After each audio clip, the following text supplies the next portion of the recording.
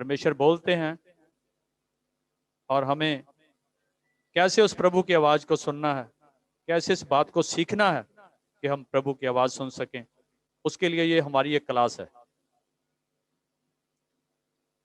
इस क्लास में हमको ये सीखना है कि प्रभु की आवाज को कैसे सुनना है।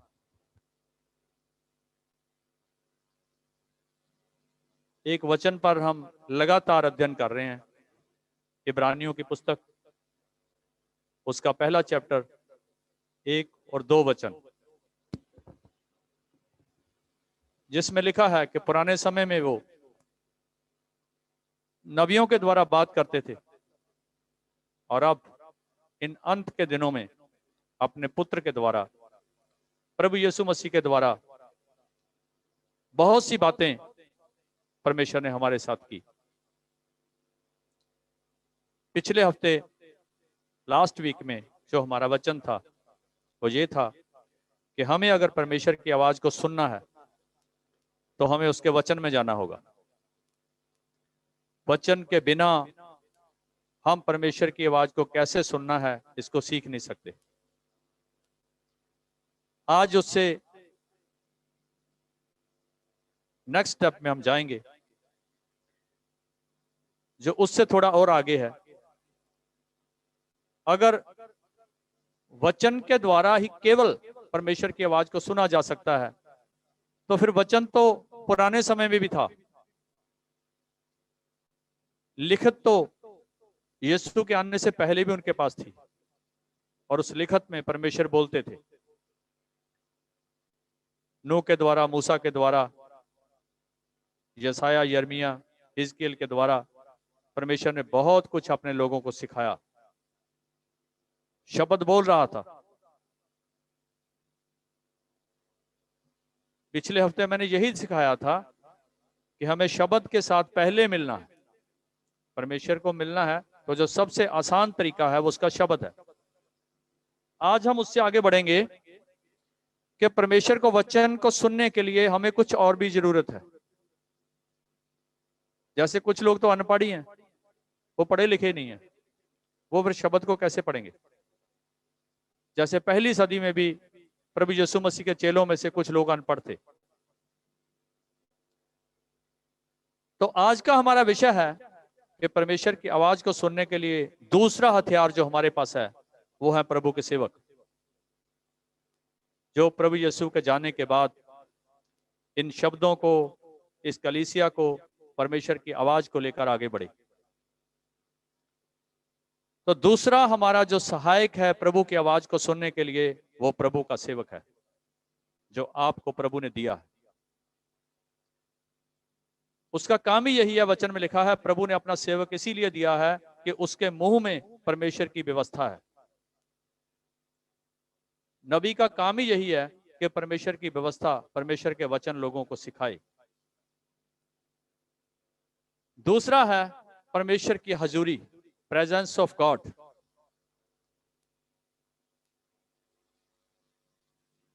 मूसा को परमेश्वर ने, यहोशू को परमेश्वर ने बोला था तू जहां भी जाएगा मेरी हजूरी तेरे साथ साथ जाएगी। मूसा को परमेश्वर ने बोला था जब तू मिस्र में जाएगा तो मैं तेरे साथ जाऊंगा। नए नियम में मत्ती की अंजील उसका 28 और 20 में प्रभु ने बोला आप जहां भी जाओगे मैं तुम्हारे साथ जाऊंगा। यह है परमेश्वर की हजूरी जो हमारे साथ साथ चलती है। और तीसरा है हमारा सहायक, होली स्पिरिट, पवित्र आत्मा। ये तीन चीजों की सहायता से जो आज हम वचन से सीखेंगे कि हम परमेश्वर की आवाज को सुन सकते हैं। सबसे पहले है वचन। आप अपने घर में बैठे भी पढ़ सकते हैं, आपके पास बाइबल है, लेकिन आप आज अपनी बाइबल होते हुए भी एक सेवक के सामने बैठे हैं। कुछ लोग इधर ऑफलाइन भी बैठे हैं और कुछ लोग ऑनलाइन मेरे को सुन रहे हैं। अगर परमेश्वर की आवाज को सुनना है तो उसमें दूसरी सहायता जो मिलेगी हमें वो एक सेवक की ओर से मिलेगी। लेकिन फिर सेवक भी बहुत से हैं। कुछ लोग बोलते हैं कहीं भी चले जाओ संगति करना है, ऐसा भी लोगों का विचार है। नबी इसीलिए ठहराया जाता है कि वो परमेश्वर की व्यवस्था लोगों को सिखाए। लेकिन जब हम वचन को पढ़ेंगे तो वचन में लिखा है कि तुम में से झूठे उपदेशक भी होंगे। सबसे पहले अगर परमेश्वर की आवाज को सुनना है, सही आवाज को सुनना है, तो एक सेवक हमें ढूंढना होगा और हमें ये जरूर देखना होगा कि ये परमेश्वर की ओर से बोलता है या अपनी ओर से बोलता है, ये परमेश्वर के शब्द बोल रहा है या अपने ही शब्द बोल रहा है। हालेलुया। और ये भी एक जरूरी कार्य है जो वचन के द्वारा हमें सिखाया गया। इसके लिए हम पढ़ेंगे दूसरा पत्रस, दूसरा चैप्टर 1 से लेकर 3 तक। दूसरा पत्रस, दूसरा चैप्टर 1 से लेकर 3 तक।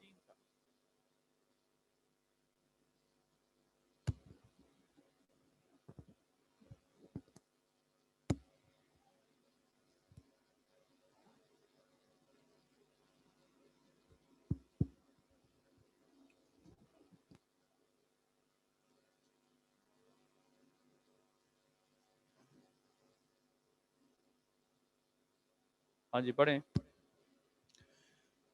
जिस प्रकार उन लोगों में झूठे भविष्यवक्ता थे, उसी प्रकार तुम में भी झूठे उपदेशक होंगे, जो नाश करने वाले पखंड का उद्घाटन छिप छिप कर करेंगे और उस स्वामी का जिसने उन्हें मोल लिया है इनकार करेंगे और अपने आप को शीघ्र विनाश में डाल देंगे। बहुत से उनके समान लुचपन करेंगे जिनके कारण सत्य के मार्ग की निंदा की जाएगी। वे लोभ के लिए बातें गढ़कर तुम्हें अपने लाभ का कारण बनाएंगे, जो दंड की आज्ञा उन पर पहले से हो चुकी है। उसके आने में कुछ भी देरी नहीं और उनका विनाश ऊंघता नहीं। हालेलुया।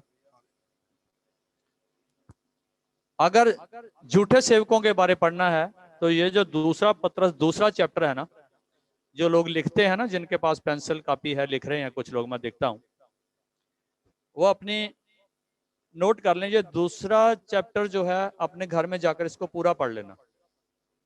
लेकिन अभी हम 3 वचन पढ़ रहे हैं। जिस प्रकार उन लोगों में झूठे भविष्यवक्ता थे, उसी प्रकार तुम में भी झूठे उपदेशक होंगे, जो नाश करने वाले पखंड का उद्घाटन छिप छिप कर करेंगे। हालेलुया। यहां प्रभु का वचन सफाई से बोल रहा है कि तुम्हारे बीच, दूसरे लोगों की बात नहीं कर रहा प्रभु का वचन, कि तुम्हारे बीच में क्या होगा? झूठे भविष्यवक्ता होंगे। जैसे उन लोगों में थे पहली सदी में, वैसे ही तुम्हारे में भी होंगे। और वो क्या करेंगे? वो नाश करने वाले पखंड का उद्घाटन करेंगे। नाश होने वाला पखंड क्या है? कि एक इंसान को आत्मिक जीवन के बारे में नहीं बताना, स्वर्ग के राज्य के बारे में नहीं बताना, कुछ और ही बातें बता देना जिससे इंसान का आत्मा नाश हो जाए, शारीरिक बातों पर उनका मन लगा देना, और उस स्वामी का जिसने उन्हें मोल लिया है इनकार करेंगे और अपने आप को शीघ्र विनाश में डाल देंगे। मसीह की कलवरी सलीब का प्रचार नहीं होगा। प्रभु यीशु मसीह ने अपना जान देकर हमें मोल खरीदा है, उसका प्रचार नहीं करेंगे, कोई और ही प्रचार करेंगे। वो बहुत से उनके समान लुचपन करेंगे जिनके कारण सत्य के मार्ग की निंदा की जाएगी। यहां लिखा है ये थोड़े से नहीं होंगे, बहुत से होंगे। और इनके कारण क्या होगा? सत्य के मार्ग की निंदा होगी। वह लोभ के लिए बातें घड़कर तुम्हें अपने लाभ का कारण बनाएंगे। अभी एक निशानी आ गई। वो कौन होंगे? झूठे उपदेशक। वो लोभ की बातें घड़कर तुम्हें अपने लाभ का कारण बनाएंगे। किसको बनाएंगे? हम विश्वासियों को। आपके लिए बोल रहा है। लोभ के लिए बातें घड़कर, वचन में से बातें निकालकर अपने लोभ के लिए बातें अलग की जाएंगी, घड़ी जाएंगी। जैसे अभी बहुत से सेवक हैं, वो सच्चाई के मार्ग का प्रचार तो कम करेंगे, मसीह की कलवरी सलीब का प्रचार कम करेंगे, लेकिन मलाकी की पुस्तक का प्रचार ज्यादा करेंगे कि सारे दशमाश मेरे मोदी खाने में ले आओ। इसी पर ध्यान लगा रहेगा। यहां लिखा है वो लालच की बातें घड़ लेंगे, वो लोभ के लिए बातें घड़कर तुम्हें अपने लाभ का कारण बनाएंगे।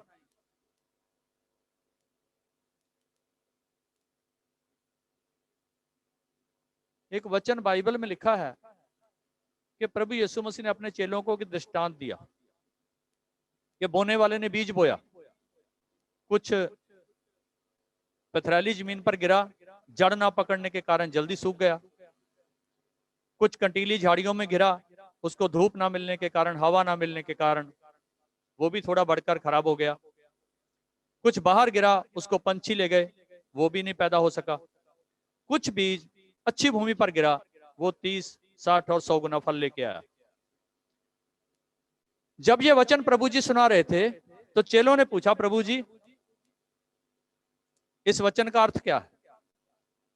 प्रभु ने बोला, क्या तुम्हें समझ नहीं आया इसका अर्थ क्या है? चेलों ने बोला, नहीं प्रभु।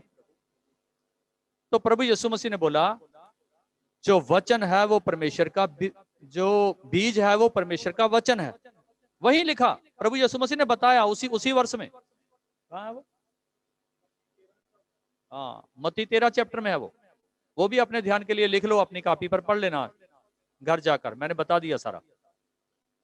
मत्ती का अंजील 13 चैप्टर,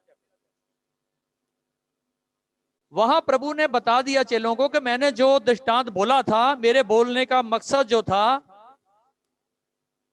वो जो बीज है वो परमेश्वर का वचन है। आज की दुनिया में कितने प्रचारक लोगों को आप जानते होंगे, शायद आधे से ज्यादा लोग हैं जो ऐसे प्रचारकों को जानते हैं जो बोलते हैं कि बीज पैसा है।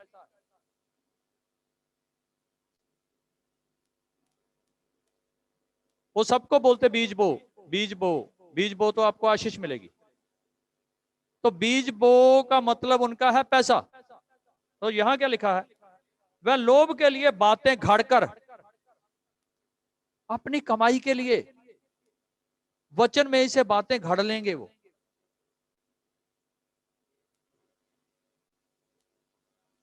कितने दिनों से आप ऑनलाइन संगति दे रहे? लगभग 1 साल हो गया। किसी को मेरा अकाउंट नंबर पता है? किसी को पता? कोई हाथ खड़ा कीजिए, मेरा अकाउंट नंबर किसी को पता है तो। मैंने कभी आपको नहीं बोला, कभी बोलूंगा भी नहीं कि मेरा एक अकाउंट है उसमें पैसा डाल दीजिए।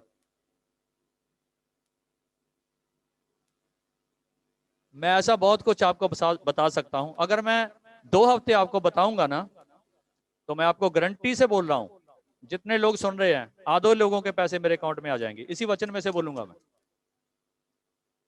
बाइबल के बीच में से बोलूंगा। और 50% लोगों की मैं गारंटी भी दे सकता हूं कि 50% लोग मेरे अकाउंट में पैसे डाल देंगे।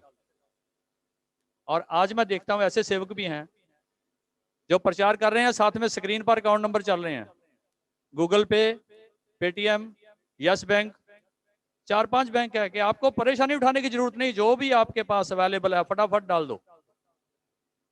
अगर आपके पास पेटीएम है तो पेटीएम कर दो, उसका भी नंबर आ रहा है सामने स्क्रीन के ऊपर, स्क्रीन से ही उसको कैच कर लो और डाल दो। और गूगल पे कर दो, बैंक में डाल दो। यहां क्या लिखा? मैं बोल रहा हूं, अगर परमेश्वर का वचन आपसे बोलेगा तो उसके लिए परमेश्वर का वचन सबसे पहले आपको चाहिए। दूसरे नंबर पर जो आपकी सहायता करेगा वो एक परमेश्वर का अच्छा सेवक, कोई भी हो। मैं सब सेवकों की निंदा नहीं करता, बहुत से अच्छे सेवक हैं, लेकिन मैं उनकी बातें कर रहा हूं जो बातें घड़ कर आपको अपनी कमाई का साधन बना लेते हैं। वह लोभ के लिए बातें घड़ कर तुम्हें अपने लाभ का कारण बनाएंगे, और जो दंड की आज्ञा उन पर पहले से हो चुकी है, उसके आने में कुछ भी देरी नहीं है। मैं इसीलिए अकाउंट नंबर नहीं डालता। यहां आगे भी पढ़ लेना ध्यान से, क्या लिखा, मैं आगे वाला पढ़ता हूं, ये बहुत खतरनाक है। जो विश्वासियों को लोभ के लिए इस्तेमाल करेंगे, उनके लिए दंड की आज्ञा पहले से ही हो चुकी है, ऑलरेडी तैयार है। उनको को फरमान सुनाना नहीं पड़ेगा परमेश्वर को, उनके लिए तैयार है दंड की आज्ञा।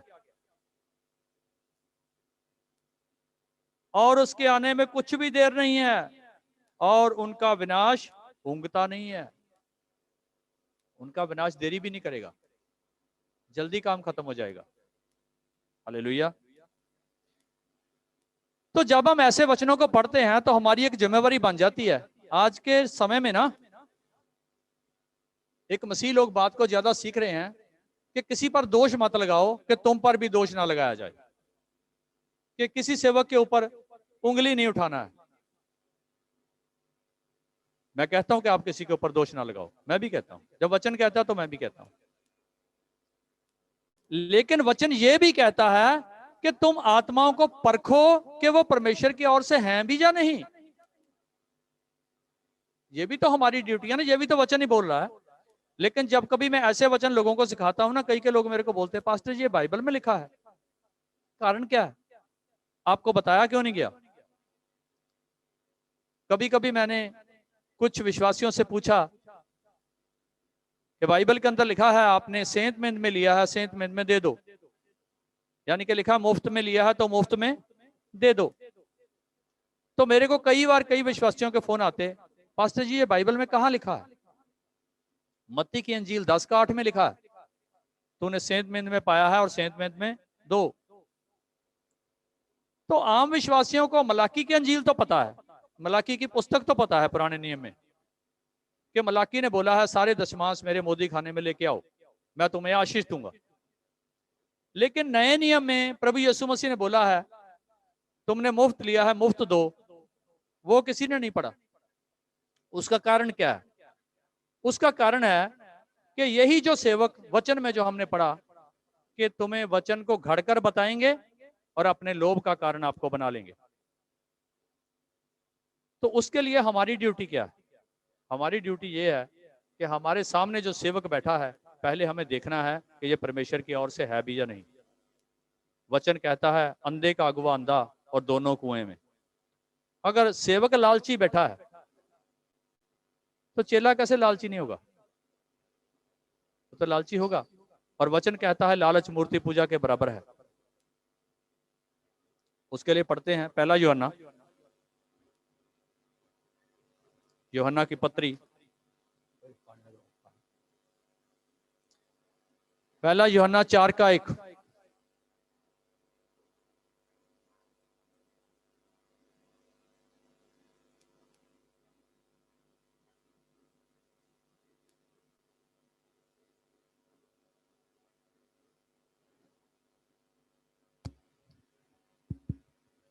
हाँ जी पढ़े। हे प्रियो, हाँ, हर एक आत्मा की प्रतीति ना करो, हर एक आत्मा की प्रतीति ना करो, वरन हाँ, आत्माओं को परखो। कहाँ लिखा है कि किसी पर दोष मत लगाओ? हर एक आत्मा की प्रतीति मत करो। कुछ लोग ऐसे हैं बस हमें क्या लेना, हमें तो सिर्फ वचन सुनना है। वचन तो बहुत तरह का है।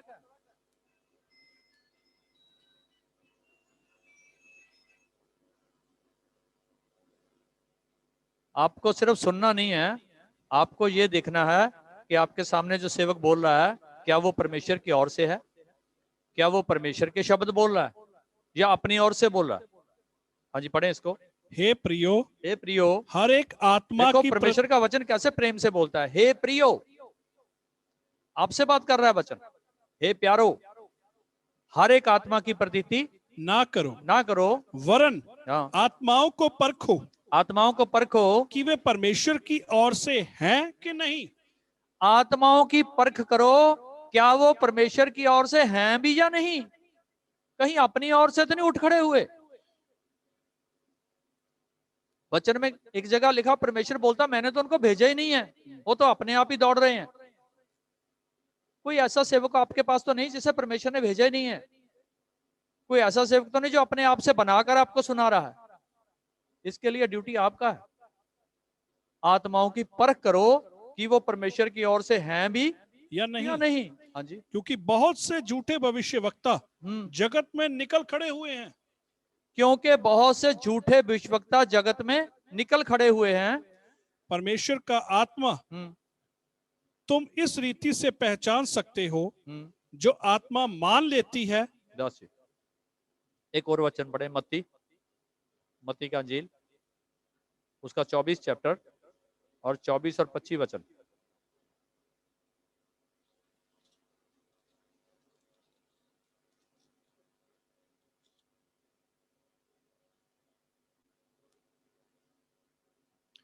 क्योंकि झूठे मसीह और झूठे भविष्यवक्ता उठ खड़े होंगे और बड़े चिन्ह और अद्भुत काम दिखाएंगे। ये पता किसने बोला?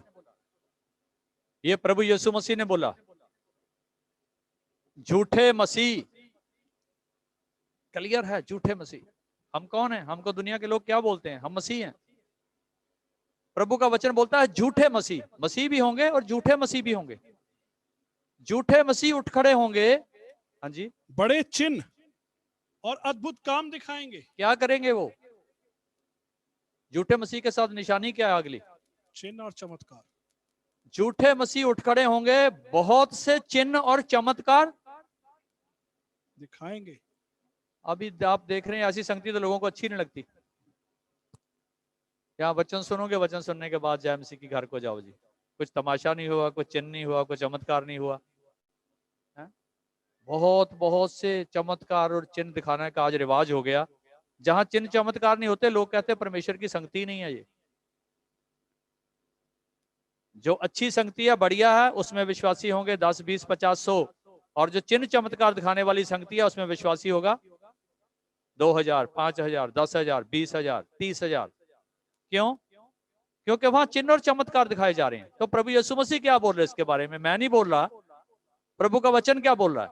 दोबारा पढ़ें इसे, 24। क्योंकि झूठे मसीह और झूठे भविष्यवक्ता उठ खड़े होंगे, झूठे भविष्यवक्ता उठ खड़े होंगे और बड़े चिन्ह और अद्भुत काम दिखाएंगे, बड़े चिन्ह और अद्भुत काम दिखाएंगे, और यदि हो सके तो चुने हुओं को भी भरमा देंगे। हो सके तो चुने हुओं को भी भरमा लें। कई चुने हुए लोग भी मेरे पास आके बोलते, पास्टर जी उधर तो इतने चमत्कार होते हैं, क्या फिर वो गलत है? वचन बोल रहा है ऐसे चिन्ह और चमत्कार किए जाएंगे, हो सके तो चुने हुओं को भी भरमा लें। आगे बढ़े। देखो, मैंने पहले से तुमसे ये सब कह दिया था। हालेलुया। 2000 साल पहले प्रभु यीशु मसीह बोल रहे हैं, देखो मैंने ये सब कुछ तुम्हें पहले ही बता दिया है।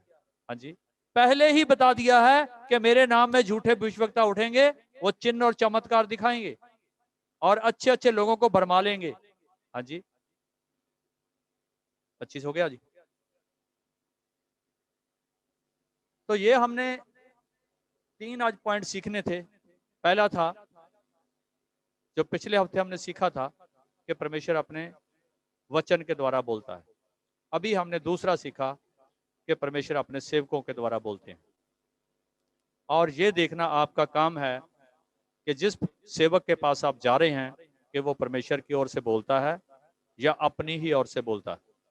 और अपनी ओर से बोलने वाले चिन्ह चमत्कार दिखाएंगे, आपसे पैसे मांगेंगे और इधर उधर की बातें वचन से निकालकर आपको अपनी कमाई का साधन बना लेंगे।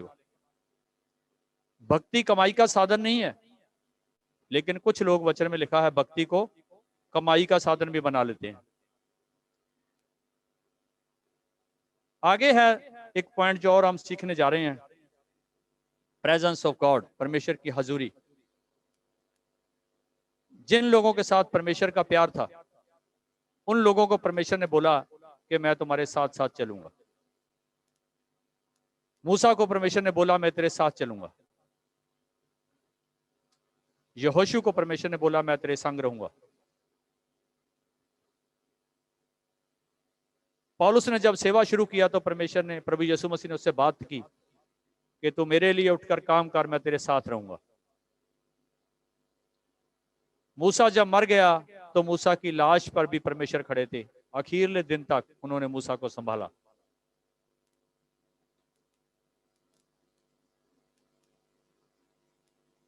हमारे बीच में क्या परमेश्वर की हजूरी है? कई बार ऐसा होता है कि मसीह लोगों में वो समझते हैं संडे को परमेश्वर की हजूरी होती है जब हम चर्च में जाते हैं। ठीक है, उस बात के बारे में कुछ नहीं बोल रहा कि वहां भी परमेश्वर अपने लोगों से बात करता है। आज हम भी एक संगति लगाए हुए हैं, हम महसूस करते हैं कि यहाँ परमेश्वर का वचन हमसे बातें कर रहा है, परमेश्वर की हजूरी है। लेकिन इसके अलावा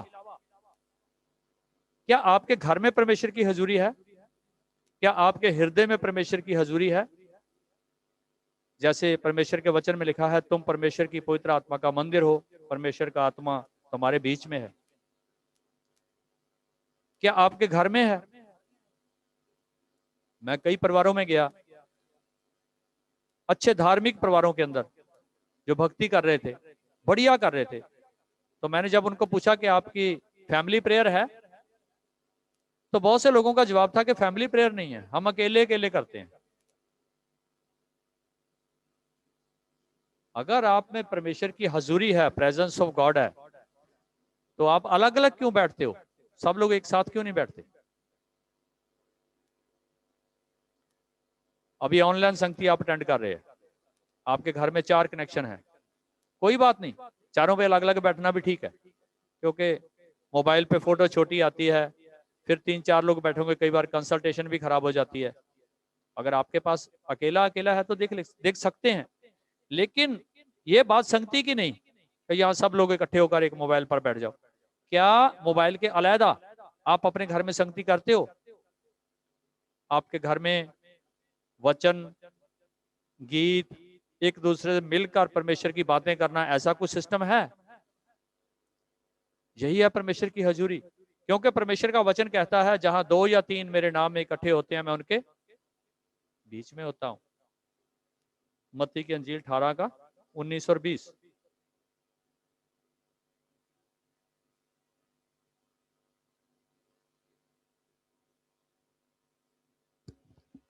फिर मैं तुमसे कहता हूं, यदि तुम में से 2 जन पृथ्वी पर किसी बात के लिए एक मन होकर उसे मांगे, तो वह मेरे पिता की ओर से जो स्वर्ग में है उनके लिए हो जाएगा। क्योंकि जहां 2 या 3 मेरे नाम पर यहां लिखा है 2 जन एक मन होकर मांगे, तो मेरा पिता तुम्हारी प्रार्थना को सुनकर उत्तर देगा। 2 जन और एक मन, तो 2 जन एक मन होकर तो घर में ही प्रार्थना कर सकते हैं, संगति में तो ज्यादा होते हैं। जो परमेश्वर की हजूरी है आपके घर में होना चाहिए। आज मैं बहुत खुश हूं, आप इधर नहीं आते तो भी मैं खुश हूं। अभी मेरे को बहुत फोन आते रहते, पास्टर जी कब आए संगति में। आज भी बहुत फोन आए, और बहुत लोगों को मैंने मना किया कि अभी रुक जाओ, एक आध हफ्ता और रुक जाओ।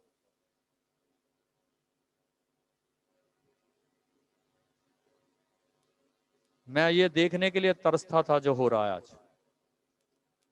हम 10 साल से इसी विषय पर चल रहे थे कि आपका घर जो है वही चर्च होना चाहिए,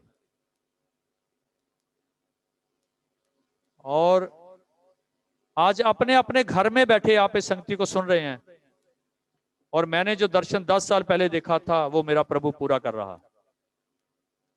आज आपका घर ही चर्च है, और यही मेरे विचारों में था, लेकिन मेरे को पता नहीं था कैसे होगा। लेकिन मैं धन्यवाद करता हूं प्रभु का कि उसने आज मुझे मेरे इस जमीन से जाने के पहले यह दर्शन दिखा दिया। मैं लाखों बार उसका धन्यवाद करता हूं। इस दर्शन को देखने के लिए मेरी आंखें तरसती थी, जहां आज आप बैठे हो।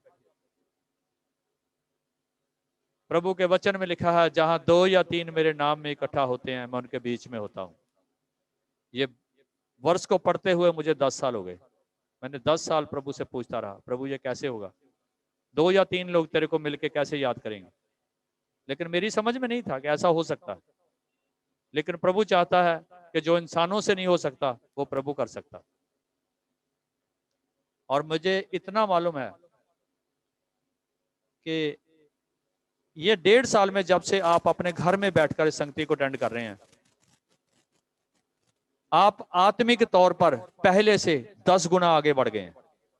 मेरे को पता है। अभी आपको वचन की समझ आने लगी, अभी आपको वचन पता चलने लग गया क्या होता है। आप शारीरिक में नहीं बढ़े, लेकिन आप तुलना कीजिए कि पिछले मार्च से लेकर अब तक 1.25 साल हो गया, आप आत्मिक जीवन कहां से लेकर कहां पहुंच गए आप। इसका कारण यही था, आपके घर की संगति। आप जब इस स्क्रीन पर बैठे मुझे देख रहे हैं, तो आपकी इतनी कंसल्टेशन है कि इतनी कंसल्टेशन तो संगति में भी नहीं होती थी। इधर भी कोई बच्चा उठ के इधर से पानी पीने जा रहा है, कोई रो रहा है, किसी के अंदर दुष्ट आत्मा आ गया, आप सब उधर देख रहे हो। तो इधर तो मैं देखता हूं, मैं अगर 1 घंटा बोलता हूं तो आप टिक टिकी लगाकर 1 घंटा देखते हो। ये सारा वचन मुझे ऐसे लगता है कि आपके अंदर जा रहा है। हालेलुया। जहां 2 या 3 मेरे नाम में इकट्ठा होते हैं, उनके बीच में मैं होता हूं। और प्रभु कहता है अगर मेरी आवाज को सुनकर कोई खोल दे तो मैं भीतर आऊंगा। पिछले हफ्ते हमने पढ़ा था, एक बार फिर पढ़ेंगे। प्रकाशित वाक्य 3:20। प्रकाशित वाक्य 3 चैप्टर और 20 वचन। देख मैं द्वार पर खड़ा हुआ खटखटाता हूँ, यदि कोई मेरा शब्द सुनकर द्वार खोलेगा तो मैं उसके पास भीतर आकर उसके साथ भोजन करूंगा और वो मेरे साथ। मैं भीतर आकर उसके साथ भोजन करूंगा और वो मेरे साथ करेगा। और प्रभु का भोजन क्या है? प्रभु यीशु मसीह ने क्या बोला था? मेरा भोजन क्या है? मैं अपने भेजने वाले की मर्जी को पूरा करूं, यही मेरा भोजन है। हमें परमेश्वर की मर्जी को अपने जीवन में पूरा करना है, यही हमारा आत्मिक भोजन है। और आप सब पता क्या कर रहे हैं? आप आत्मिक रोटी खा रहे हैं। जो मेरी आवाज को सुनकर अपने हृदय को खोलेगा, मैं अंदर आऊंगा, मैं तुम्हारे अंदर आ जाऊंगा। ये है प्रेजेंस ऑफ गॉड, परमेश्वर की हजूरी। तो तीसरा है होली स्पिरिट। परमेश्वर की आवाज को सुनने के लिए हमारी सहायता करेगा पवित्र आत्मा। उसके बारे में आज परमेश्वर के वचन से हम सीखेंगे कि वो कौन है, पवित्र आत्मा क्या है। उसके लिए यूहन्ना की अंजील उसका 15 चैप्टर 14 चैप्टर 15 से लेकर 21 तक पढ़ेंगे।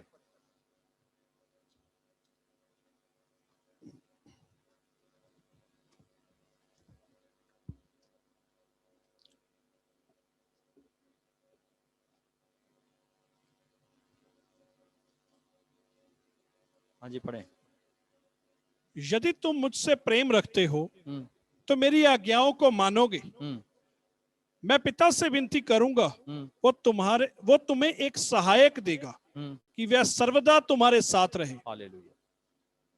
अभी प्रेजेंस ऑफ गॉड का अगला हिस्सा जो है वो पवित्र आत्मा है।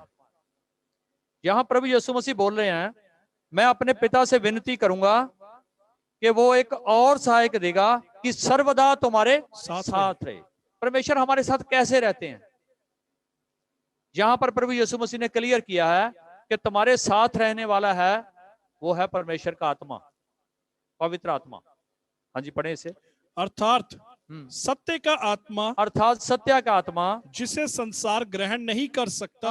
आज ना ज्यादा विश्वासियों में पवित्र आत्मा के बारे में समझ नहीं है और ना समझने की कोशिश करते हैं। कुछ विश्वासियों का यह मत है कि अगर हम गैर भाषा बोलते हैं तो हमारे ऊपर पवित्र आत्मा है। मैं उसके साथ कुछ तकरार नहीं करता, ठीक है, अपनी अपनी सोच है। कुछ विश्वासियों का ऐसा विश्वास है कि अगर हम थोड़ा ऐसे पवित्र आत्मा में भरकर उछलते हैं तो उसको पवित्र आत्मा बोलते हैं। लेकिन यहां जो हम पढ़ रहे हैं, प्रभु यीशु मसीह बोल रहे हैं कि पवित्र आत्मा क्या है? वो तुम्हारा एक सहायक है। मैं अपने पिता से बोलूंगा तुम एक सहायक दे, वो है सत्य का आत्मा। हाँ, पवित्र आत्मा का दूसरा नाम है सत्य का आत्मा, सच्चाई का आत्मा। अभी समझ लो मैं गैर जबान भी बोलता हूं और मैं रूह में भी भरता हूं और झूठ बोलता हूं, तो क्या मेरे अंदर पवित्र आत्मा है?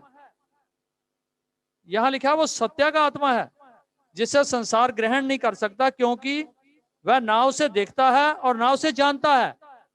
संसार की बातें छोड़ो, आज मसीह लोगों में भी कई लोगों में ऐसा है, कुछ लोग ऐसे हैं जिनको पवित्र आत्मा के बारे में कुछ भी नॉलेज नहीं है, लेकिन पवित्र आत्मा के बारे में जानना हमें जरूरी है। यहां लिखा संसार उसे ना तो देखता है और ना उसे, पवित्र आत्मा को देखना भी है, उसके बारे में जानना भी है। तुम उसे जानते हो क्योंकि वह तुम्हारे साथ रहता है और वह तुम में होगा। अगली पहचान पवित्र आत्मा की क्या है? वो तुम्हारे साथ रहता है और तुम्हारे अंदर रहता है। तो अभी वो कैसे हम कह सकते हैं कि हमारे ऊपर 5 दिन पहले आया था, उसके बाद दोबारा आया नहीं। मैंने कई लोगों को ऐसे कहते सुना, पहले पहले मेरे ऊपर पवित्र आत्मा आता था, अब मेरे ऊपर आता नहीं है। तो यहाँ तो प्रभु के वचन में लिखा है, वह तुम्हारे साथ ही रहता है, साथ ही रहता है। हमारे शरीर का एक हिस्सा है वो, और वो हमारे अंदर रहता है। जैसे हमारे अंदर सांस चलती है, ऐसे ही पवित्र आत्मा चलता है। प्रभु यीशु मसीह ने बोला था ना, हवा किधर से आती है और किधर को जाती है, क्या तुम उसे देख सकते हो? ऐसे ही परमेश्वर का आत्मा है। अभी आप लोग इधर बैठे हैं, ये लोग ऑनलाइन बैठे हैं, इनको किसने बिठाया? आपको कौन इधर लेके आया? यही परमेश्वर का आत्मा है। आपको परमेश्वर के आत्मा ने उभारा, आपके साथ परमेश्वर के आत्मा ने बात किया, इसीलिए आप घड़ी को देखते रहे कि कब 2 बजने वाले हैं, हम संगति पे जाएंगे। वो कौन था? संसार उसे देखता नहीं, आप उसे देखते हो, क्योंकि वह तुम्हारे साथ रहता है। मैं तुम्हें अनाथ नहीं छोड़ूंगा, मैं तुम्हारे पास आता हूं, और थोड़ी देर रह गई है कि फिर संसार मुझे नहीं देखूंगा, परंतु तुम मुझे देखेंगे, इसलिए कि मैं जीवित हूं और तुम भी जीवित रहोगे। उस दिन तुम जानोगे कि मैं अपने पिता में हूं और तुम मुझ में और मैं तुझ में। यह है पवित्र आत्मा। थोड़ी देर रह गई है, उसके बाद संसार मेरे को नहीं देखेगा, लेकिन आप मुझे देखेंगे, क्योंकि जैसे पिता मुझ में है, मैं उसमें हूं, ऐसे ही मैं। ये है परमेश्वर का पवित्र आत्मा। अगर परमेश्वर का आत्मा हमारे बीच में है, तो हर टाइम परमेश्वर की हजूरी हमारे साथ रहेगी। हमको एक फीलिंग होती रहेगी कि परमेश्वर मेरे साथ है, और हर एक बुरे काम से वही हमें रोकेगा। कई बार मैं संगति चला रहा हूं 10 साल से, कई लोग मेरे पास आए कि हमें शराब पीने के ऊपर फता नहीं है, हमें झूठ बोलने के ऊपर फता नहीं है, हमें लड़ाई झगड़े के ऊपर फता नहीं है, हमारे को गुस्सा बहुत आता है, उसके ऊपर फता नहीं है, हम दूसरे को माफ नहीं कर सकते, उसके ऊपर हमें फता नहीं। तो मैं हमेशा एक ही बात सबको सिखाता हूं, आप अपने लिए प्रार्थना करते रहो, प्रभु के वचन को पढ़ते रहो, सब ठीक हो जाएगा। ऐसा ऐसा आप पवित्र आत्मा के अंदर आते जाओगे, पवित्र आत्मा की रोशनी है, जब वो आपके ऊपर चमकेगा, ये सब कुछ चला जाएगा। तो ऐसा ऐसा मैंने इसको पॉजिटिव देखा। अगर हम ऐसे बोलें कि एक दिन में ऐसा हो जाएगा, एक दिन में ऐसा नहीं होता, जब तक आप पवित्र आत्मा की पहचान में नहीं आ जाते। ऐसा ऐसा सब कुछ ठीक हो जाता है, लेकिन मैंने इसको धीरज से देखा कि इसके लिए हमें पेशेंस चाहिए। एक आदमी आज ठीक नहीं है, लेकिन हमें एक विश्वास होता है ये कल को ठीक हो जाएगा, 1 साल के बाद ठीक हो जाएगा, 6 महीने के बाद ठीक हो जाएगा, 2 साल के बाद ठीक हो जाएगा, ठीक हो जाएगा। लेकिन कब? अगर वो परमेश्वर की प्रेजेंस में बना रहा, अगर पवित्र आत्मा उसको टच करता रहा, तो एक दिन वो बदल जाएगा। लेकिन अगर परमेश्वर का आत्मा ने उसे टच ही नहीं किया, वो परमेश्वर की हजूरी में नहीं बना, हम उसको ऐसा प्रचार सिखाते रहे कि आप बीमार हैं, हम प्रार्थना करेंगे, आप चंगे हो जाएंगे, आपके ऊपर दुष्ट आत्मा है वो निकल जाएगा, उसका ध्यान उधर ही रहेगा। अगर हमारा ध्यान परमेश्वर की ओर है, तो परमेश्वर हमारी ओर देख रहा है, वो ऐसा ऐसा हमारे अंदर उसकी एक हजूरी हो जाएगी, उसका पवित्र आत्मा हमें टच करना शुरू करेगा। जब उसका पवित्र आत्मा हमें छूना शुरू करेगा, तो ऐसा ऐसा हमको परमेश्वर की समझ आना शुरू हो जाएगा कि परमेश्वर क्या है। एक वचन और पढ़ते हैं, 2 कुरिन्थियों 4 चैप्टर 3 से लेकर 6 तक।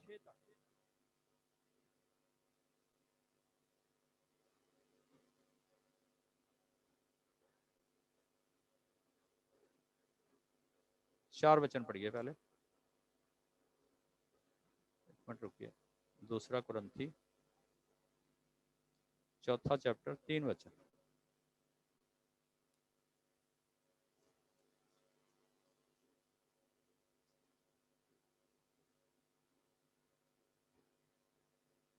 हाँ जी, 3 वचन पढ़े।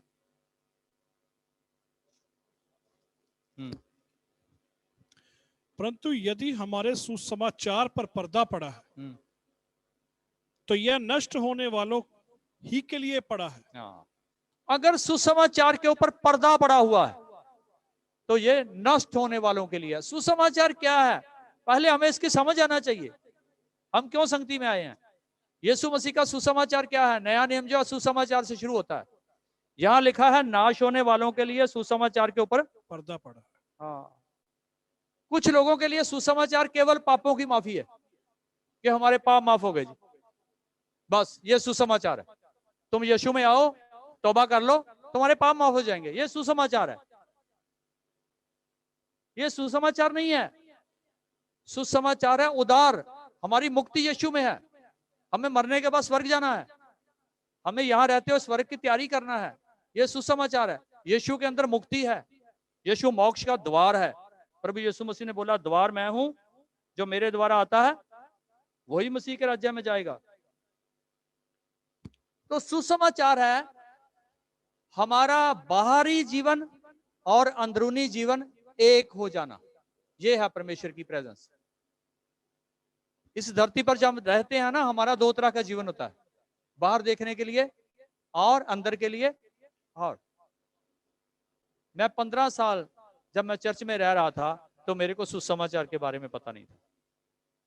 आत्मिक जीवन क्या है इसकी मेरे को समझ नहीं थी। लेकिन मैं मसीह हो गया, मेरे को इतना पता हो गया कि पापों की माफी हो गई।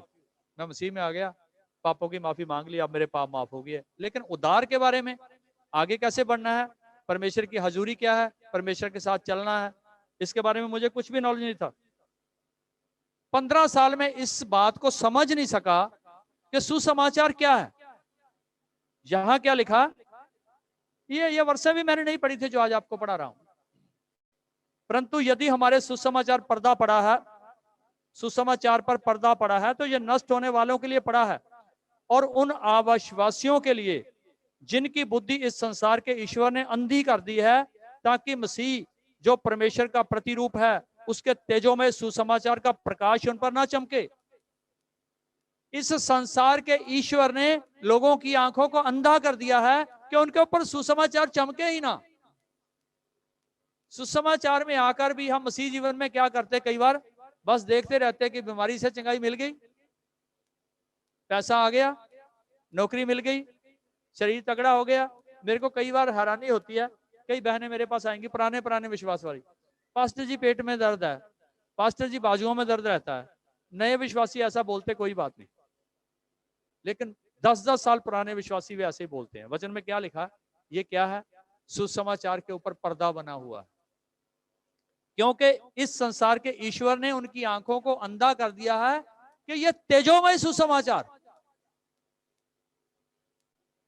एक रोशनी से भरा हुआ सुसमाचार उनके ऊपर चमके ही ना। जब इंसान के ऊपर सुसमाचार चमक जाता है, उसको मसीह के बारे में पता चल जाता है, तो फिर उसका दर्द कहीं नहीं होती, फिर वो दर्द की तरफ देखता ही नहीं है कहां हो रही है। मैं भी इंसान हूं। आप 10 साल से कई लोग मेरे को बैठे इधर देख रहे हो, कभी मेरे को सुना कि ये बीमार है? क्या मैं कभी बीमार नहीं होता? क्या मैंने कभी बोला आपको कि मेरे लिए प्रार्थना करो? ठीक है, आप मेरे लिए प्रार्थना करते हो, धन्यवाद आपका। लेकिन जो सुसमाचार जब आपके ऊपर रोशनी हो जाएगी, सुसमाचार क्या है आपको समझ आ जाएगा, तो फिर ऐसा नहीं रहेगा। सुसमाचार कुछ और है और सुसमाचार को बताया कुछ और जा रहा है। आज झूठे प्रचारक क्या कर रहे हैं, इसी सुसमाचार को बदल के सुना रहे हैं आपको कमाई का साधन बनाने के लिए। वचन में क्या लिखा, वो सुसमाचार को बदल देंगे अपनी खट्टी के लिए, अपनी कमाई के लिए। क्योंकि हम अपने ही नहीं परंतु मसीह यीशु को प्रचार करते हैं कि वह प्रभु है, और अपने विषय में ये कहते हैं कि हम यीशु मसीह के कारण तुम्हारे सेवक हैं। यहां सुसमाचार क्या है, हम यही सुनाते हैं कि यीशु मसीह ही प्रभु है, और हम क्या हैं, हम यीशु मसीह के सेवक हैं, हम उसके नौकर हैं, हम उसके दास हैं, हम उसके बच्चे हैं, हम उसकी ड्यूटी कर रहे हैं। लेकिन प्रभु कौन है? प्रभु यीशु है। तो फिर एक मेरे जैसा सेवक ये कैसे बोल सकता है कि आप मेरी संगति में आओ, आके अच्छे हो जाओगे, और किसी संगति में जाकर नहीं होगे? ऐसे बहुत से सेवक बोल रहे कि मेरे वाली संगति में आओ, वहां आकर आप अच्छे हो जाओगे, किसी और में जाओगे तो बीमार हो जाओगे। क्योंकि हम अपने का नहीं, हम अपना प्रचार नहीं करते, परंतु मसीह यीशु को प्रचार करते हैं कि वही प्रभु है, और अपने विषय में ये कहते हैं कि हम यीशु के कारण तुम्हारे सेवक हैं, हम तुम्हारे सेवक हैं। ये भी कहना गलत है मैं यीशु मसीह का सेवक हूं, वचन तो कुछ और ही बोल रहा है। हम तो मसीह के कारण तुम्हारे सेवक हैं।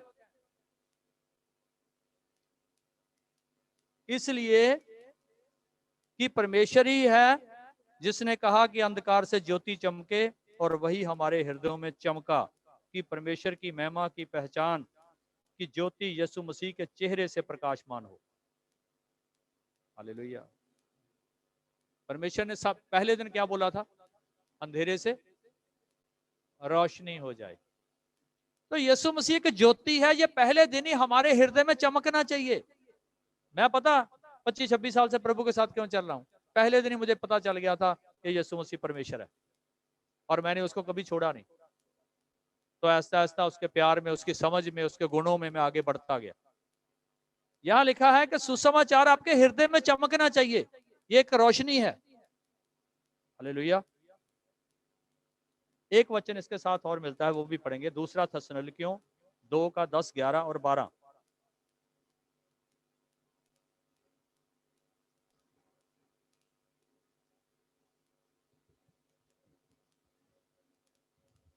दूसरा थिस्सलुनीकियों 2 का 10, 11 और 12। और नाश होने वालों के लिए अधर्म के सब प्रकार के धोखे के साथ होगा। हाँ, और नाश होने वालों के लिए अधर्म के सब प्रकार के धोखे के साथ होगा। हाँ जी। क्योंकि उन्होंने सत्य से प्रेम नहीं किया, हाँ, जिससे उनका उद्धार होता। उन्होंने सत्य से प्रेम नहीं किया जिससे उनका उद्धार हो जाता। मुक्ति किसमें है? प्रभु यीशु मसीह ने बोला रास्ता, सच्चाई और जीवन मैं ही हूं। उन्होंने सत्य पर विश्वास नहीं किया। अगर आप ऐसे सोचते हैं ना कभी कभी कि हम इस संगति में आए आकर अच्छे हो गए, ऐसे बहुत लोगों की गवाही होती है कि इस संगति में आए थे, संगति में आने की वजह से हम चंगे हो गए। तो यहाँ वचन क्या बोलता है? उन्होंने, दोबारा पढ़े, उन्होंने सत्य से प्रेम नहीं किया, उन्होंने सत्य से प्रेम नहीं किया जिससे उनका उद्धार होता। जिससे उनका उद्धार होता। अगर हम मसीह से प्रेम करते हैं जो सच्चाई है, तो उद्धार निश्चय है। आगे पढ़े। इसी कारण परमेश्वर उनमें एक भटका देने वाली सामर्थ को भेजेगा कि वे झूठ की प्रतीति करें। यहाँ ना एक बहुत ही समझने वाला वचन है। परमेश्वर उनके ऊपर क्या करेगा? परमेश्वर ही करेगा। उनके ऊपर एक भटका देने वाला आत्मा भेजेगा। परमेश्वर उनके ऊपर एक भटका देने वाली सामर्थ को भेजेगा कि वह झूठ की प्रतीति करें। जब आपने मन ही ऐसा बना लिया है कि झूठ को सच्चाई समझने लग गए हैं, तो वचन में लिखा परमेश्वर भी एक ऐसा रूह आपके ऊपर भेज देगा। अभी क्या होगा? आज आप बीमार थे, आए, अच्छे हो गए। आप कल को फिर आएंगे, कोई और बीमारी आ गई, अच्छे होंगे। 6 महीने बाद फिर आएंगे, एक और बीमारी आ गई, अच्छे होंगे। 1 साल के बाद फिर आएंगे, एक और बीमारी आ गई, अच्छे होंगे। अभी आपका विश्वास किस पर हो गया? चंगाई पर और संगति पर या सेवक पर। अभी मसीह के ऊपर विश्वास नहीं बना। फिर जब आप ऐसे ही सोचते रहेंगे, मसीह की तरफ देखेंगे ही नहीं। पहली बार मैं संगति में गया, वहां मैंने प्रेजेंस ऑफ गॉड को महसूस किया कि ये परमेश्वर की हाजुरी है। तो ऐसा ऐसा मैंने परमेश्वर की ओर बढ़ना शुरू किया, उसको जानने की कोशिश। मैं यीशु को जानना चाहता हूं, मेरा ऐसा मानने में उत्पन्न हुआ। हम यीशु को तो जानना ही नहीं चाहते, हमें संसारिक चीजें चाहिए। तो उसके लिए क्या किया? जब लोगों का मन ऐसा बन गया कि उनके ऊपर यीशु का सुसमाचार ना चमके, तो फिर परमेश्वर ने क्या किया? परमेश्वर ने अपनी ओर से उनके ऊपर एक भटकाने वाला रूह भेज दिया कि वो क्या करें? झूठ को। आज आप लाखों लोगों को इस दिशा में देख सकते हैं कि वो झूठ को सत्य मानकर बैठे हुए हैं। हमारे पापा जी, हमारे पास्टर जी बड़े चंगे हैं, तो यीशु के बारे में उनको एबीसी भी नहीं पता कि यीशु चंगा है या नहीं। यहां वचन में क्या लिखा? इसी कारण परमेश्वर ने उनके ऊपर एक भटकाने वाला रूह भेज दिया कि वो झूठ को सच समझें। हाँ जी। ताकि जितने लोग सत्य की प्रतीति नहीं करते, जितने लोग सच्चाई के ऊपर यकीन नहीं करते, वरन अधर्म से प्रसन्न होते हैं, वे सब दंड पाएं। जितने लोग सच्चाई के ऊपर यकीन नहीं करते, झूठ से प्रसन्न होते हैं वो सब के सब दंड पाएं। अभी आप इधर आते हो, आप नए नए हो, सारे लोग जो इधर बैठे हो, मेरे में कुछ ऐसा नहीं कि आप जरूर इधर आते रहो, सिर्फ आपको सच्चाई सुनाऊंगा। अगर ठीक है आपको नहीं अच्छा लगेगा तो कोई बात नहीं, थोड़े दिन बाद चले जाना। अगर आपको अच्छा लगेगा, समझ आ जाए, उद्धार चाहिए, मुक्ति चाहिए, तो आप यहां से जा ही नहीं सकते। लेकिन अगर मैं सिखाऊंगा ही आपको गलत, जब आपके अंदर बीज ही गलत बीज दिया गया, तो आप ज्यादा देर तक नहीं चलेंगे। थोड़े दिनों के बाद आस्ते आस्ते आपका विश्वास कमजोर होता चला जाएगा। ऐसा है कि हमें संगति में चलते चलते परमेश्वर के विश्वास योग्य बनना है, संगति में विश्वास योग्य नहीं। मैंने कई जगह पर ऐसा देखा, एक विश्वासी अच्छा होता है, बढ़िया विश्वास योग्य जीवन होता है, अगर संगति को छोड़ के चला जाता है तो बाद में सेवक उसको बुरा भला बोलते, उसके लिए ऐसे बोलते उसको शैतान ने पकड़ लिया, वो नाश हो गया। एक दिन मैं भी एक चर्च को छोड़ के आया था, मेरे लिए भी लोग ऐसे बोलते रहे, उसको शैतान ने पकड़ लिया है, वो नाश हो गया। हमें परमेश्वर के विश्वास योग्य होना है, परमेश्वर के ग्रहण योग्य होना है। इस संगति में रहना या नहीं रहना अलग बात है, ये तो एक क्लास है। अगर आपको अच्छा लगता है, ठीक है, समझ आता है तो बहुत बढ़िया।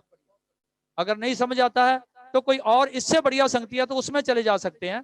लेकिन आपको किसी जगह पर भी रहते हुए परमेश्वर के विश्वास योग्य। पढ़े उस वचन को, दूसरा तिमोथियस दूसरा चैप्टर 14 और 15 वचन। जिसके लिए उसने तुम्हें हमारे सुसमाचार के द्वारा बुलाया कि तुम हमारे प्रभु यीशु मसीह की महिमा को प्राप्त करो। प्रभु यीशु मसीह ने आपको क्यों बुलाया है? कि तुम प्रभु यीशु मसीह की महिमा को प्राप्त करो। तुम्हें पता होना चाहिए मसीह क्या है। प्रभु यीशु मसीह ने क्या बोला था? वचन में क्या लिखा? इस जमीन के ऊपर और आकाश के नीचे कोई दूसरा नाम नहीं दिया गया जिससे आपका उद्धार हो सके। ये समझ आने के लिए प्रभु ने आपको बुलाया है। हाँ जी। इसलिए हे भाइयों, हाँ, स्थिर रहो और जो जो बातें तुमने चाहे वचन या पत्री के द्वारा हमसे सीखी हैं, हाँ, उसे थामे रहो। जो जो बातें तुमने हमसे सीखी हैं उनको यहां छोड़ के नहीं जाना। जो सीखते हो उनको पकड़े रहो। हाँ जी, होगा जी 15 तक। एक और वचन पढ़ लो, 2:19।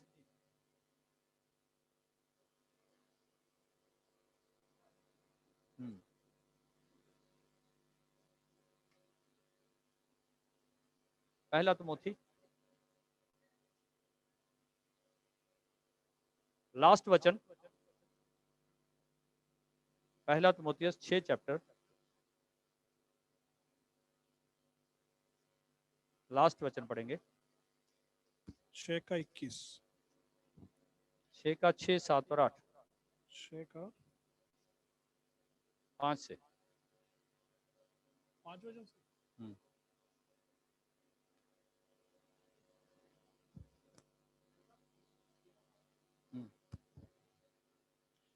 और उन मनुष्यों में व्यर्थ झगड़े रगड़े उत्पन्न होते हैं जिससे बुद्धि बिगड़ गई है और वे सत्य से विहीन हो गए हैं, जो समझते हैं कि भक्ति कमाई का द्वार है।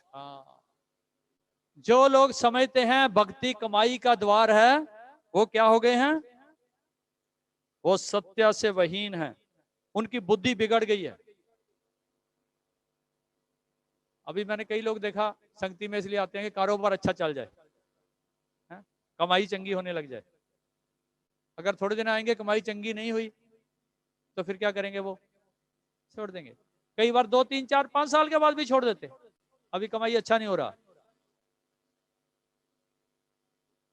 जो लोग समझते हैं कि भक्ति कमाई का द्वार है, वो सत्य से विहीन हो गए हैं, उनकी बुद्धि बिगड़ गई है। आगे पढ़ें। पर संतोष सहित भक्ति बड़ी कमाई है। धीरज के साथ भक्ति करना सबसे बड़ी कमाई है। आमन, क्या लिखा? धीरज के साथ भक्ति करना क्या है? सबसे बड़ी कमाई है। दुनियावी कमाई बाद में है। हाँ जी पढ़ें। क्योंकि हाँ, ना हम जगत में कुछ लाए हैं ना तो हम जगत में कुछ लेके आए हैं, और ना कुछ ले जा सकते हैं। ना कुछ लेके जा सकते हैं। हाँ, 8 वचन पढ़े। यदि हमारे खाने हाँ, और पहनने को हो हाँ, हाँ। तो इन्हीं पर संतोष करना चाहिए। भक्ति क्या कहती है? संसार में ना कुछ लेके आए हैं, ना कुछ लेके जाएंगे। खाने पीने के लिए है सब कुछ, तो इसको क्या करना चाहिए? इसी में संतोष करना चाहिए। हालेलुया। हमारा वचन था कि परमेश्वर बोलता है। हम अलग अलग तरीके से सीख रहे हैं कि परमेश्वर कैसे बोलता है। मेरा ख्याल है अगर आप इस वचन को ध्यान से सुन रहे हैं लगातार, तो आपको कोई भरमा नहीं पाएगा कि परमेश्वर हमसे बोलता है। झूठ बोलने वाला कोई भी। परमेश्वर आपसे भी बोलते हैं, लेकिन उसके बोलने का अलग अलग तरीका है जिसको हम अलग अलग तरह से सीख रहे हैं। बाइबल में 365 बार से ज्यादा लिखा है डर मत, क्योंकि मैं तेरे साथ हूं। अभी पिछले दिनों में एक समय आया कि कोरोना आ गया। वो किसकी आवाज थी? डर मत, मैं तेरे संग हूं। कितने लोग ये इस बीमारी के आने से पहले भी इस आवाज को सुनते रहे कि मत डर, मैं तेरे साथ हूं। लेकिन हम 1 साल पढ़ते रहते हैं, 1 साल के बाद एग्जाम होता है। फिर एग्जाम क्या होता है? वो कि हमने जो पढ़ा था कहां तक पहुंचे हैं। अभी परमेश्वर का वचन हमसे बोल रहा था, मत डर, मैं तेरे साथ हूं। हम सुनते रहे, परमेश्वर की आवाज थी वो। अभी क्या होगा? डर का समय आ गया। बीमारी कम आई, डर ज्यादा आया। मैंने पहले बोला, मार्च महीने में बोला था 2020 में कि लोग कोरोना से कम मरेंगे, डर से ज्यादा मरेंगे। आज भी मेरा विश्वास है कि जितने लोग मरे हैं उसमें जितनी मौत हुई है, उसमें से ज्यादा मौत जड़ी हुई डर से हुई हो, कोरोना के डर से। वो डर हमारे में क्यों आया? डर आने का कारण क्या था? डर आने का कारण था कि हमारा ध्यान जो था वो परमेश्वर की ओर से हटकर बीमारी की ओर लग गया। जो अविश्वास है ना, वो डर को पैदा करता है। जब विश्वास है तो डर नहीं होता, जब डर है तो फिर विश्वास नहीं होता, है ना? अगर हमारे पास डर आ गया तो फिर विश्वास कहां रहा? दानियल के बारे में क्या पढ़ते हैं? उसको विश्वास था लेकिन डर नहीं था। उसके सामने शेरों की गुफा है, तो शेरों की गुफा के अंदर जाएगा, कोई बात नहीं, मुझे जाने दो, मुझे डर नहीं है, क्योंकि मेरे पास विश्वास है। शद्रक मेशक अबेदनगो के सामने एक आग की भट्टी है और एक तरफ राजा की आवाज है। एक तरफ डर है, आग की भट्टी को 7 गुना ज्यादा गर्म कर दो। उनके पास विश्वास है, डर नहीं है। हमको आग की भट्टी में डाल दो, हम जाने के लिए तैयार हैं, हमें डर नहीं है। जब विश्वास है तो डर नहीं है, जब डर है तो विश्वास नहीं है। मैं कल एक भाई से बात कर रहा था, एक हमारे विश्वासी भाई हैं, उन्होंने मेरे साथ बात किया कि मूसा और आदम क्यों फेल हो गए? आदम को बाग अदन से निकाल दिया गया, मूसा कनान देश में प्रवेश नहीं कर सका। मैंने बोला उनसे गलती हो गया। तो वो भाई का बहुत अच्छा सवाल था, नए हैं प्रभु में अभी, बहुत बढ़िया बढ़िया सवाल पूछते हो। गलती तो इतनी बड़ी दोनों की कोई नहीं है, थोड़ी सी गलती है आदम की, कुछ मर्डर नहीं किया उसने, कुछ व्यभिचार नहीं किया। परमेश्वर ने बोला था फल नहीं खाना, उसने खा लिया, उसके लिए इतनी बड़ी सजा कि वो मर गया, जिंदगी भर कभी बाग अदन में वापस नहीं आने दिया उसको। तो मूसा ने अपनी जिंदगी के 40 साल परमेश्वर को दे दिए, उसने दिन रात नहीं देखा। एक छोटी सी गलती होगी उससे, परमेश्वर ने बोला था चट्टान को मारना नहीं, उससे बात करना है, पानी निकलेगा। मूसा ने मार दिया, परमेश्वर उससे अलग हो गए, उसको कनान देश में जाने नहीं दिया। क्या छोटी छोटी गलतियों की परमेश्वर ऐसी सजा देता है? परमेश्वर कहता है मेरी सुनो, बार बार यीशु बोलते मेरी सुनो, फॉलो मी, मुझे स्मरण करो, मेरी तरफ देखो। हम 3 साल तक सुनते रहे कि डर क्या है। परमेश्वर बोलता है मैं तुम्हारे साथ हूं, डरो मत, मैं तुम्हारे साथ हूं, डरो मत। जब समय आया इम्तिहान का, तो जब मैंने ऐसे उन भाई साहब से बात किया तो उन्होंने मेरे को बोला कि जो बातें आप बोल रहे हो ना, उन बातों में 99.99% लोग फेल हो जाएंगे। हालेलुया। आज मैं देखता हूं अच्छे अच्छे विश्वासी भी फेल हो गए। जब विश्वास दिखाने का समय आया तब हम डर गए। फिर क्या होता, मर जाते तो क्या हम मर गए? मेरा तो विश्वास था कि हम मरेंगे नहीं, पहले दिन से विश्वास था नहीं मरेंगे, इससे पार निकल जाएंगे। वही हमारा विश्वासी भाई एक दिन ऑपरेशन थिएटर में पड़ा था, उसके हार्ट का ऑपरेशन हो रहा था। मेरे को उसने बोला क्या मेरा जीवन खत्म हो गया अब? मैंने उसको बोला था अभी तूने बपतिस्मा नहीं लिया, अभी मैंने तेरे को बपतिस्मा देना है, तेरा जीवन खत्म नहीं हुआ। वो हैरान था, बहुत घबराया हुआ था। डरो मत, वो ठीक हो गया। उसके बाद मैंने अभी थोड़े दिन पहले उसको बपतिस्मा दिया। हमारा विश्वास कहाँ है? परमेश्वर की आवाज को सुनना और उस पर विश्वास करना, यही आत्मिक जीवन है। हम रोज सुन रहे परमेश्वर की आवाज को, यह सुनना क्या है? अगर ये सब कुछ सुनने के बाद हम फिर डरे हुए हैं, अगर इस सुनने के बाद हम लालच कर रहे हैं, अगर इसको सुनने के बाद हम दुनियावी चीजों के पीछे दौड़ रहे हैं, तो फिर ये आवाज किसकी थी? हमने क्यों सुनी ये आवाज? सैमुअल ने परमेश्वर की आवाज को सुना, अपना सारा जीवन परमेश्वर को दे दिया। अब्राहम ने परमेश्वर की आवाज को सुना, अपना सारा जीवन परमेश्वर को दे दिया, थोड़ा भी इधर उधर नहीं हुए। अब्राहम को परमेश्वर ने बोला अपना प्यारा बेटा मेरे लिए कुर्बान कर दे। अब्राहम बोलता ठीक है प्रभु, तूने दिया था ले लो, तुम्हारा ही है। ये है विश्वास का जीवन। तो आज हम एक ऐसे समय में खड़े हैं, एक तरफ परमेश्वर की आवाज है मत डर मैं तेरे संग हूं, और एक तरफ बाहर बहुत सी आवाजें हैं। कहते जब एक किसान जमीन को तैयार करता है ना बोआई के लिए, उसको जब हल फेरता है, उसके अंदर हल फेर के उसको छोड़ देता है, उसके अंदर घास फूस पैदा हो जाता है, उसको बोना नहीं पड़ता, वो अपने आप ही पैदा हो जाता है। अगर आपके हृदय रूपी पट्टियों के अंदर वचन नहीं बोया गया तो घास फूस पैदा होगा, संसारिकता पैदा होगी, पैसा चंगाई ऐसा वैसा। जब उसके अंदर बीज बोया जाता है उस जमीन के अंदर, फिर बीज के लिए बड़ी मेहनत करनी पड़ती है, उसको पानी लगाना पड़ता है, उसकी गुड़ाई करना पड़ता है, उसकी देखभाल करना पड़ता है, फिर वो बीज फलता है और पौधा होता है, फिर उसके ऊपर फल आता है। लेकिन घास फूस कैसे होता है? उसके ऊपर कोई मेहनत नहीं करना पड़ता, ऐसे ही पैदा होता है। इसी तरह आत्मिक जीवन है, अगर इसको खड़ा करना है तो इसके लिए मेहनत करना होगा, परमेश्वर के वचन को पढ़ना होगा, समय देना होगा, संसारिकता से हटना होगा, अपने विश्वास को मजबूत करना होगा, तब हम परमेश्वर के साथ चल पाएंगे, तब हमारे अंदर एक आत्मिक जीवन पैदा होगा। अगर ऐसा नहीं करने पाते, इधर आए 2 घंटे संगति सुन लिया, घर चले गए, दुनिया भर की बातें फिर शुरू हो गई, उसके साथ क्या होगा? हम आत्मिक जीवन शुरू नहीं होगा।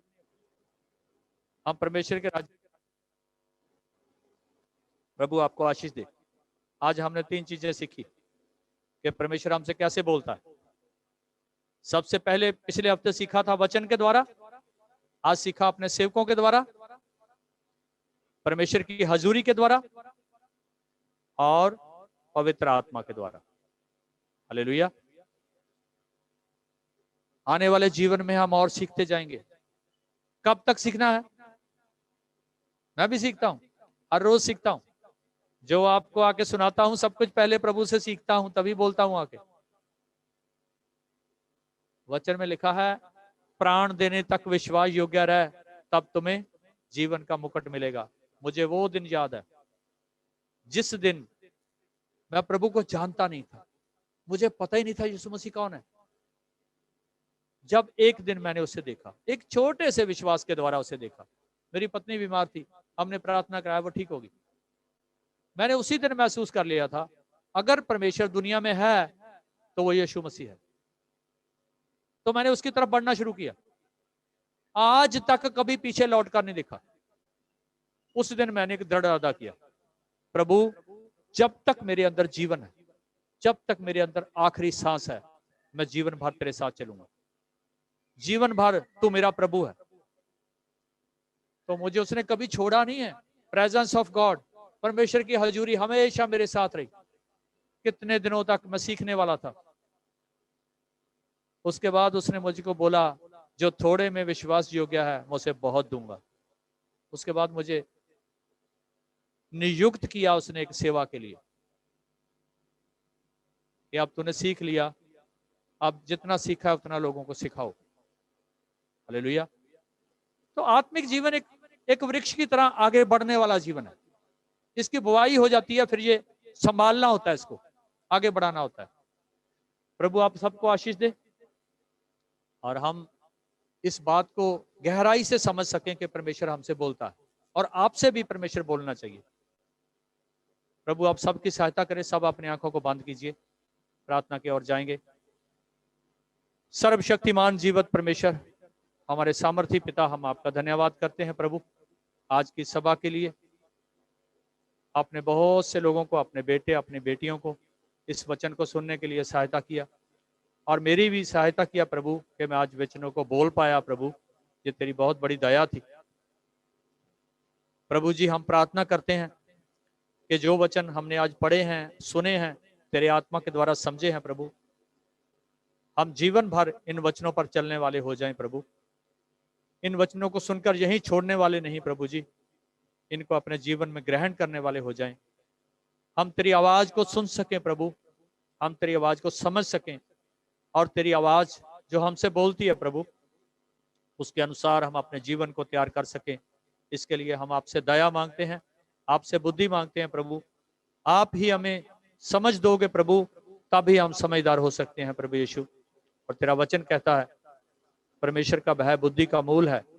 प्रभु यीशु बुद्धि का मूल आप ही हैं, बुद्धि आप ही दे सकते हैं।